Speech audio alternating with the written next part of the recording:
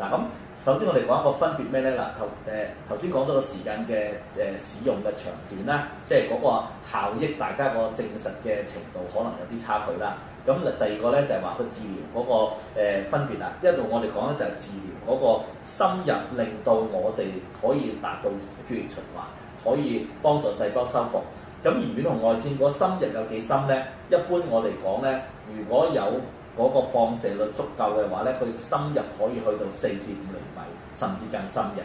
咁而佢產生共振就因為佢嗰個波長，我哋叫做遠紅外線咧，個波長一定係同身體個身體嗰個本身個波長係相近嘅，就係4至10幾微米啦嚇。一般講15至17微米啦，4至15或者17微米嘅共振會產生一個共振作用嘅波長，我哋就叫做遠紅外線，或者係講緊係適合人體使用嘅遠紅外線。咁所以喺坊間我哋見到啲產品咧，如果話俾你聽呢個係一個遠紅外線產品咧，即係話咧佢能夠產生4至15或者4至17微米啦，因為有唔同嘅標準講法。咁大概喺呢個範圍之內咧，呢啲就係有遠紅外線嘅產品啊。咁呢個深度，呢個嘅波長就可以令到佢產生嘅效果嘅深度去到4至5厘米，或者甚至更深嘅深度。咁呢個深度等佢去到邊度咧？就係肌肉，甚至去到關節嘅位置啦。嗱，你睇我呢個肌肉嚇，如果呢度咧，如果4厘米咧係好深嘅。如果喺呢個淺啲嘅地方4厘米嚇手腕，其實2厘米已經去到我個關節位㗎啦。